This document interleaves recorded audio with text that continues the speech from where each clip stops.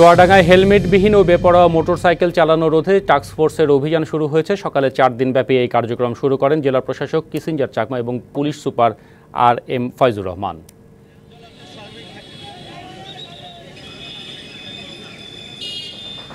East Bengal রেজিমেন্টকে শক্তিশালী এবং সর্বাধুনিক প্রযুক্তি নির্ভর গড়ে তুলতে অত্যাধুনিক অস্ত্রে সজ্জিত করা হয়েছে বলে জানিয়েছে সেনাবাহিনী প্রধান জেনারেল SM শফিউদ্দিন আহমেদ।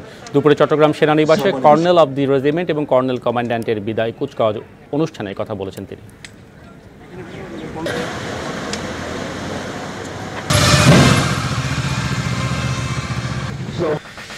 খুলনায় রেড ক্রিসেন্টের উদ্যোগে রিকশা চালক এবং স্বল্প আয়ের মানুষের মাঝে পানি, ক্যাপ, ছাতা ও লিফলেট বিতরণ করা হয়েছে। দুপুরে নগরীর শিববাড়ি মোড়ে এসব সামগ্রী বিতরণ করা হয়। এতে প্রধান অতিথি ছিলেন খুলনা 2 আসনের সংসদ সদস্য মোহাম্মদ সালাউদ্দিন জুয়েল।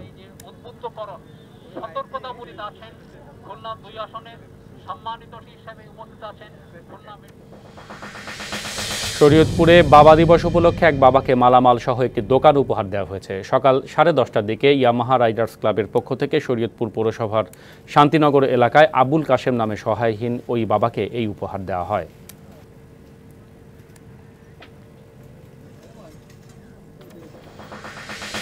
সিলেট সিটি কর্পোরেশনের প্রতিষ্ঠাকালীন মেয়র বদরুদ্দিন আহমেদ কামরানের স্মরণসভা অনুষ্ঠিত হয়েছে। এ সময় তার রাজনৈতিক প্রজ্ঞা এবং চেতনাকে ধারণ করে ঐক্যের রাজনীতি প্রতিষ্ঠায় সবাইকে কাজ করার আহ্বান জানান বক্তারা।